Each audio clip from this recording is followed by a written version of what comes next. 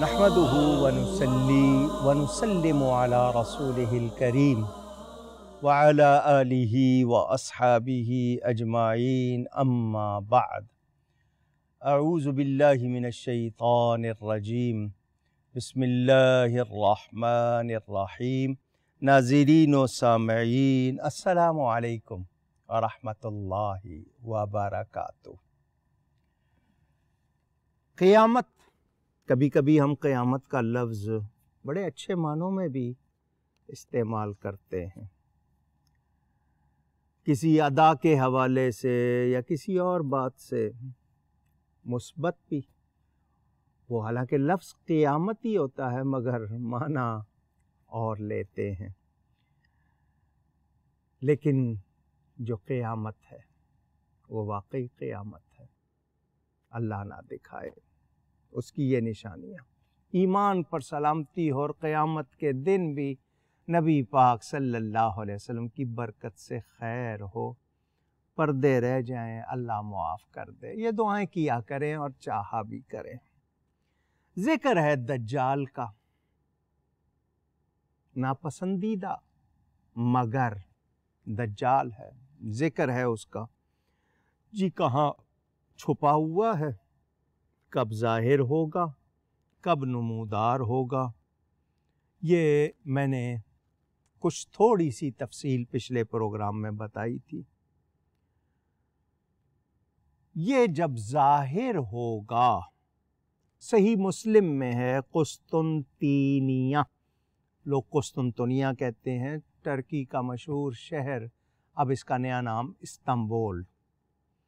اس کی فتح کے بعد مسلمان آپس میں مال غنیمت تقسیم کرنے میں مشغول ہوں گے کہ دجال کے نکل آنے کی خبر جھوٹی ہوگی، افواہ ہوگی، لیکن مشہور ہو جائے گی، جسے سنتے ہی مسلمان جو لشکر بن کر شام کی طرف روانہ ہو جائیں گے۔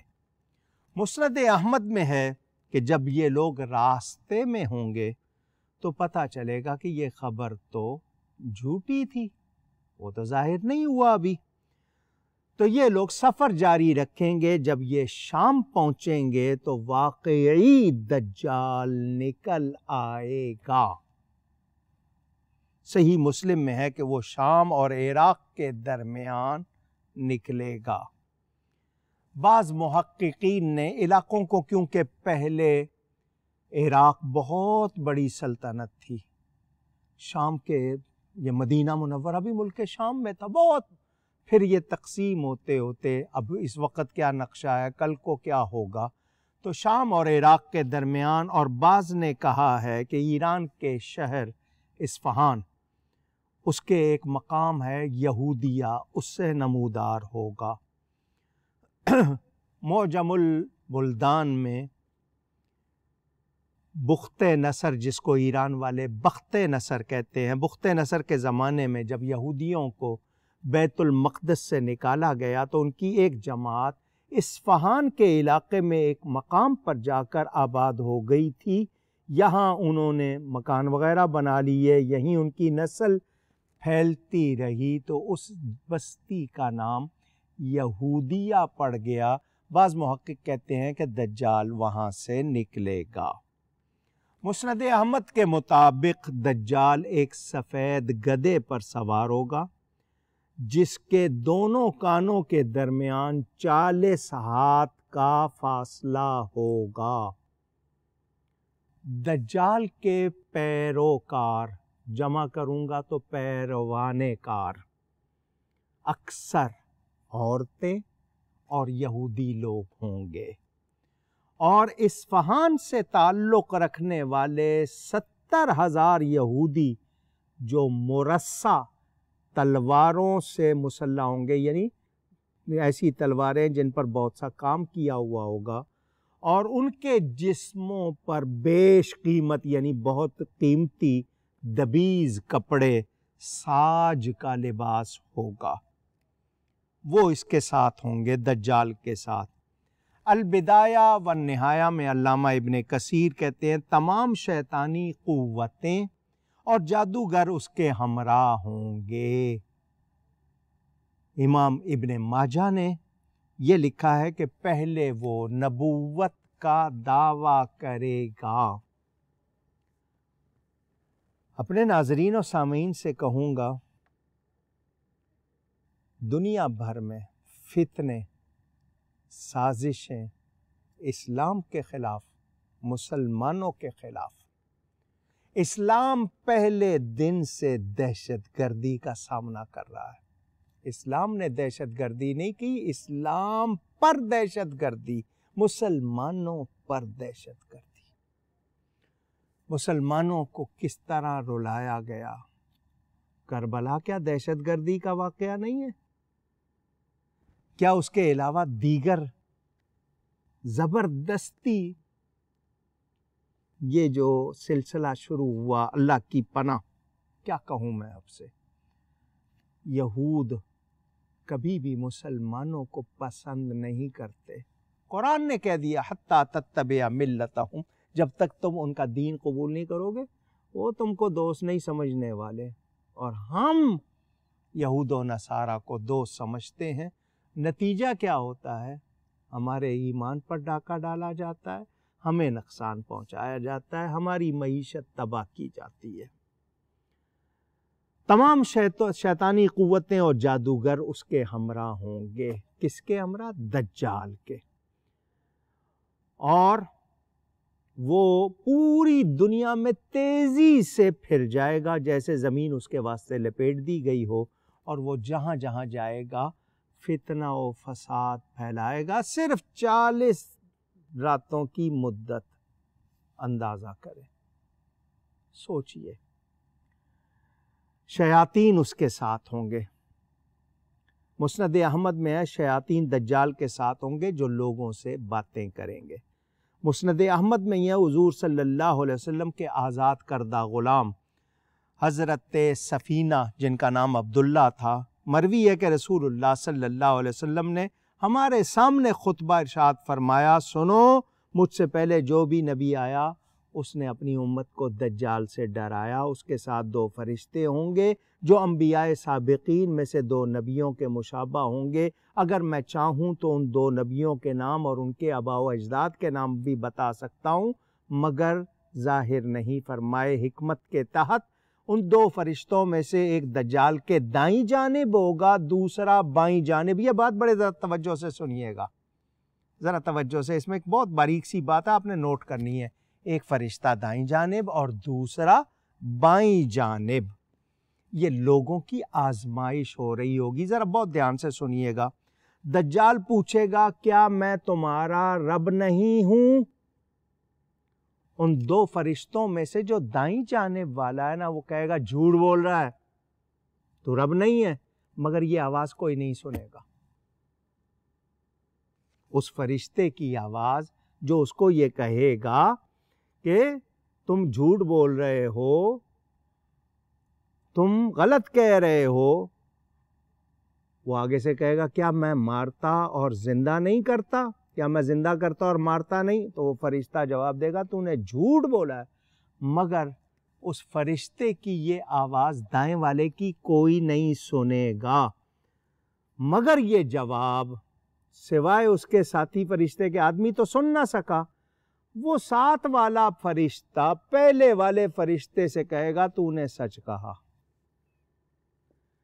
پہلے فرشتے نے کیا کہا تھا دجال کو کہ تو جھوٹ بول رہا ہے، وہ دوسرا فرشتہ اس فرشتے کو جواب دے رہا ہے کہ تو نے صحیح بات کی ہے کہ یہ جھوٹ بول رہا ہے، مگر اس کا یہ جملہ کہ تو نے سچ کہا ہے لوگ سن لیں گے، پہلے فرشتے کی آواز نہیں سن پائیں گے۔ ہے آزمائش کہ نہیں؟ کتنی بڑی آزمائش، سوچئے۔ وہ لوگ اس کی آواز سن کے یہ سمجھیں گے کہ سچ کہہ رہا ہے یہ۔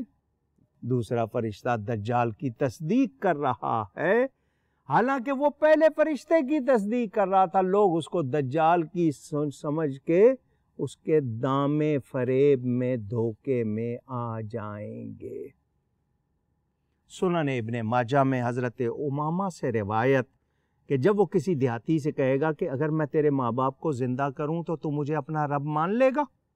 وہ دیہاتی کہے گا ہاں مان لوں گا، تو وہ اس کے سامنے دو شیطان اس کے ماں باپ کی صورت میں آ کر کہیں گے بیٹا تو اس کی اطاعت کر، یعنی وہ شیطان جو ہوں گے، جن جو ہوں گے، وہ شکل بن کے آ جائیں گے ماں باپ کی اور کہیں گے کہ اس دجال کی اطاعت کر، اس کو رب مان۔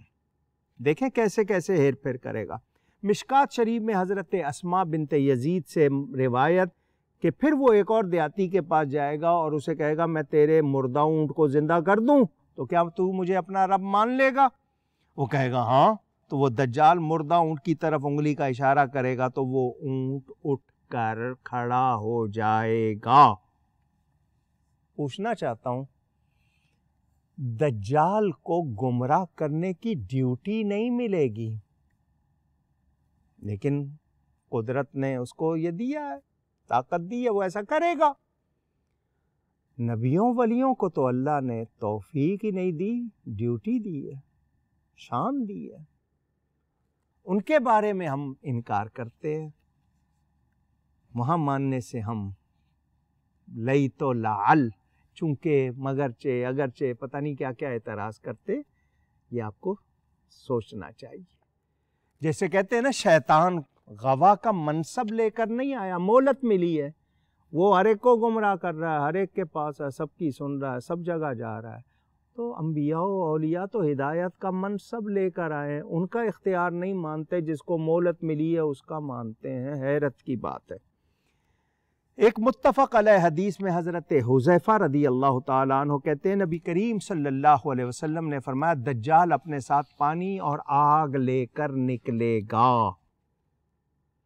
وہ جس چیز کو لوگ پانی سمجھیں گے حقیقت میں آگ ہوگی، جھلسا دینے والی آگ، اور جس شے کو آگ خیال کریں گے وہ حقیقت میں پانی ہوگا، ٹھنڈا میٹھا۔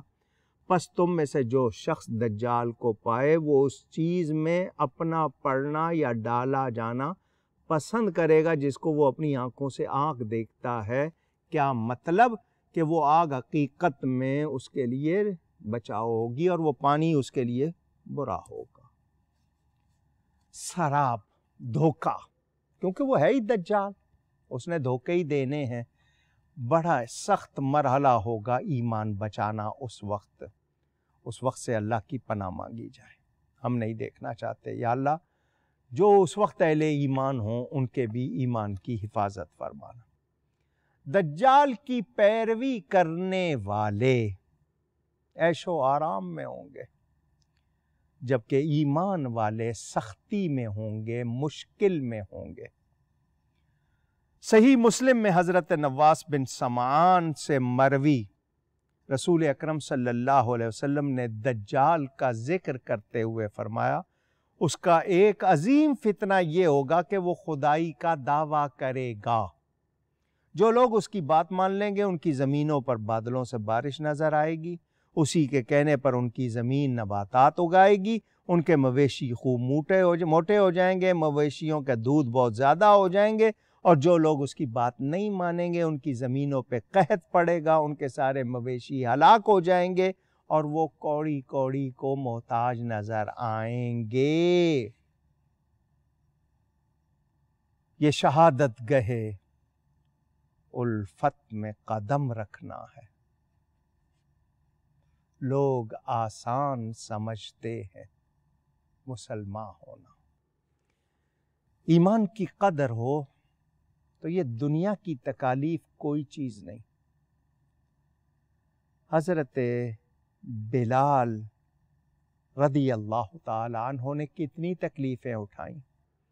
جنگ تبوک کا واقعہ کبھی پڑھیے گا، ایک کھجور اور 5 صحابہ، ایک دن پوری اس کھجور پہ 5 آدمیوں کا گزارا۔ ہمیں اتنی نعمتیں میسر، ہم نے کبھی شکر کیا؟ اس کورونا وائرس نے بہت سے سبق دیے ہیں۔ ہمارے ہاں جال سازی سے کچھ لوگ نہیں بچے، کچھ لوگ ملاوٹ سے نہیں بچے، ذخیرہ اندوزی سے نہیں بچے، ناجائز منافع خوری، 10 کی چیز 50 میں 100 میں، موقع ملا ہے پیسے کماؤ۔ لیکن دوسرا رخ بھی ہے، لوگوں نے اللہ کی راہ میں خرچ کیا، گھر گھر بغیر نمائش کے پہنچایا، درد محسوس کیا۔ ایمان والا نیکی پسند ہوتا ہے، اسے کبھی برائی پسند نہیں ہوتی، کبھی ہو جائے تو شرمندہ ہوتا ہے۔ اگر ہم برائی پہ راضی ہیں اور ہمارا مزاج برائی کا یعنی پسند کرنے والا ہے تو سمجھ لیجئے کہ ایمان کی حالت درست نہیں، اور یہ دنیا ختم ہو جانی ہے، یہ رہنے والی نہیں ہے۔ مسافروں کی طرح رہیں، یہاں پہ آگے جانا ہے، یہ رہنے کی جگہ نہیں ہے، آگے جانا ہے، اور جہاں جانا ہے وہاں کی تیاری ہونی چاہیے۔ یہ جو مسلمانوں کے ہاں بارش نہیں ہوگی اور جو دجال کے ماننے والے ہوں گے ان کے ہاں بارش نظر آئے گی، یہ امتحان ہے۔ تھوڑا سا سختی کا وقت گزار لیں۔ مجھے وہ بات یاد آتی ہے حضرت سیدنا اویس قرنی رضی اللہ تعالیٰ عنہ، ایک رات رکوع میں، ایک رات سجدے میں، قیام میں گزار دیتے ہیں۔ ماں کہتی ہے بیٹا اپنے جسم کو کچھ آرام دے لے، ہر وقت اس کو لگائے ہوئے، اس کو کچھ آرام بھی دے لے۔ ماں کو کہتے ہیں اماں اگر اس وقت اس جسم کو آرام دے دیا تو ہمیشہ کی تکلیف اٹھانی پڑے گی، اس کو 4 دن تکلیف اٹھا لینے دے تاکہ ہمیشہ کا آرام مل جائے۔ سوچئے گا، ہم وقتی راحت کو بہت پسند کرتے ہیں، ہمیں دائمی راحت کی طرف جانا چاہیے۔ یہ زمین کا اپنے خزانوں کو اگلنا، دجال پیدائشی اندھوں کو بینا کر دے گا، کنجوس ہوگا، بڑا بخیل ہوگا۔ عورتیں دجال کی طرف سب سے زیادہ مائل ہوں گی، مومنوں سے اس کے مقابلے ہوں گے۔ یہ باتیں احادیث میں بیان ہوئی ہے، ذکر ابھی جاری ہے۔ بتانے کا مقصد یہی کہ میں اور آپ فتنوں سے پناہ مانگیں، اللہ تعالیٰ کی پناہ میں آئیں اور اپنے آپ کو اچھا کریں۔ ہم سے بہت غلطیاں ہوئی ہوں گی، ان پہ ڈٹ نہ جائیں، اصلاح کریں۔ باقی بیان آئندہ نشست میں، گفتگو میں مجھ سے کوئی غلطی ہوئی ہو، اللہ کی بارگاہ میں توبہ کرتا ہوں۔ بہت شکریہ۔ والسلام علیکم ورحمۃ اللہ وبرکاتہ۔